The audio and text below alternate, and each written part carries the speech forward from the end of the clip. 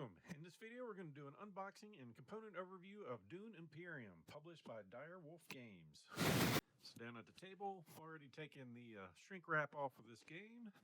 Take a look on the back. We can see this is a game for 1 to 4 players, 60 to 120 minutes, and ages 14 and up. Control the spice, control the universe. So a quick look at the components. So DUNE Imperium blends deck building and worker placement in a deeply thematic new strategy game where the fate of the empire hangs on your decisions.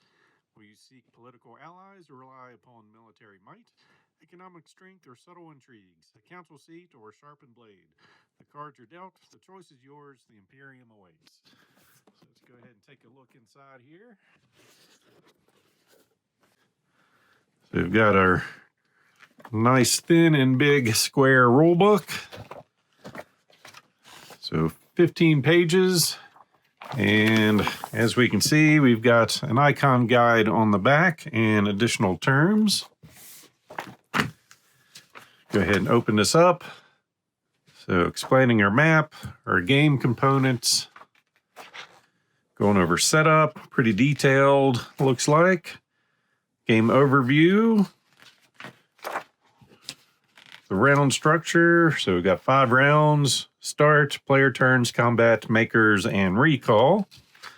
So it's going over the player turns there, agents, revealing, combat, then makers and recall looks pretty quick. And strategy tips. Then we've also got a sheet for solo and 2-player games. So explaining how changes in setup, and then the solo play, choosing your difficulty. And a board space guide. So this is going to go over all the, worker placement areas on the board.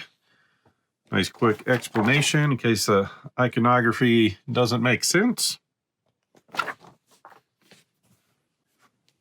Then we've got our punch-out tokens. This is our start player, so you can see punches out easily. Normal thickness for punch-outs. So we've got some tokens for the 4 factions. And the flip side.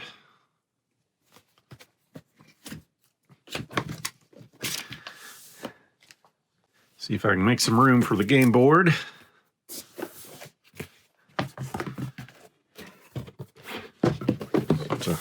Nice square size, almost fits, fits right in view there. Got a track for 4 factions. Goes over the round phases. Got a combat track, victory point track going up. Some worker spaces, or worker placement spaces. Pretty good artwork, nothing too confusing. Makes sense where everything goes.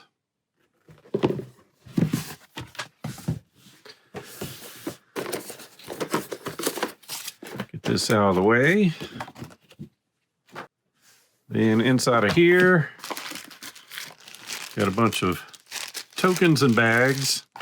And from what I understand, they have a upgrade pack coming out in the next couple months that will replace all of these.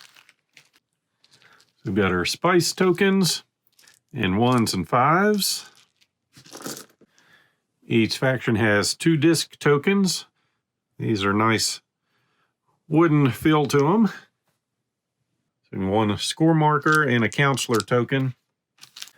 And 3 agents for each faction. And then 16 cubes for each faction. 15 water tokens, Solari tokens in 1s and 5s, and lastly the Mentat, which would be a temporary agent for one of the factions. And then we've got some cards to look at. So with everything kind of laid out, we've seen most of the tokens. We do have combat markers for each group and the control markers. Like I said, first player token, and then alliance tokens,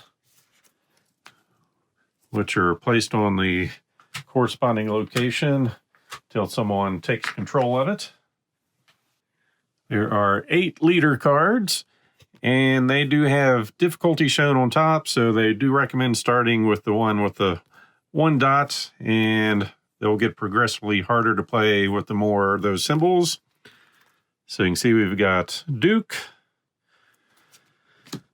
Paul, and of course on the sides they do show where your deck discard pile goes, special ability, and a scheme ability for each of them. And the Baron also comes with 4 tokens for him to use. So the same on the one side, but different faction symbols on the other.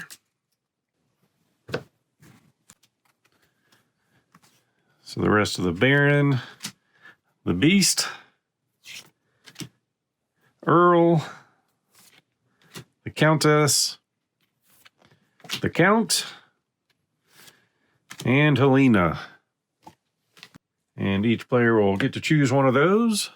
And as this is a deck builder, each faction will start with the same 10 cards to start with. So 2 convincing arguments, 2 daggers, a diplomacy, 2 Dune the desert planets, a reconnaissance, seek allies, and a signet ring.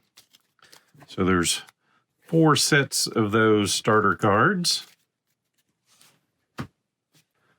Then we have some reserve stacks. So we've got 1, 2, 3, 4, 5, 6, 7, 8 liaisons. Then I think 2 or 10 of the spice must flow. 2, 4, 6, 8, and 10, and then 6 fold space cards.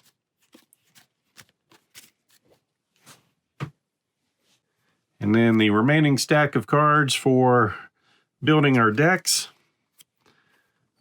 These are good quality cards, or at least they feel good in the hand. So I'll just go through these real quick. So we've got some assassination mission, some scouts, spies, the voice, the initiate, guild administrator, protectiva, the spice hunter, spice smugglers, recruiter, the sister,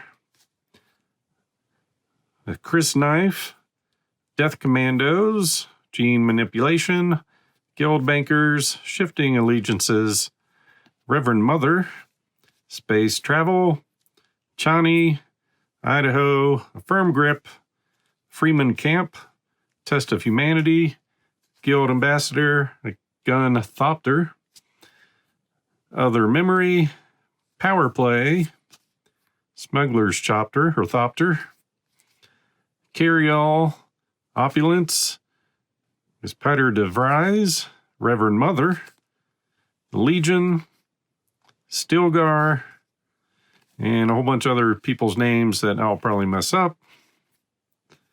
Worm Riders.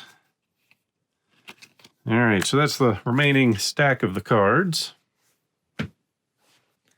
And we have 3 different tiers of conflict. So the level 1 conflict, this is kind of going to show us our rewards and combat for 1st, 2nd, and 3rd place. Then our tier 2 combat cards.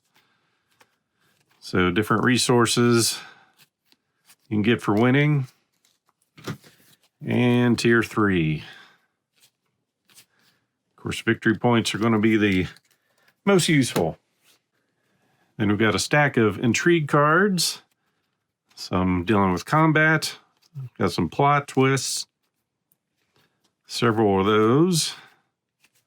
Then in-game cards. Double cross. Infiltrate. Master tactician. Plans within plans. Our own private army. Reinforcements. Staged incident. So a whole bunch of different plots and other cards of intrigue.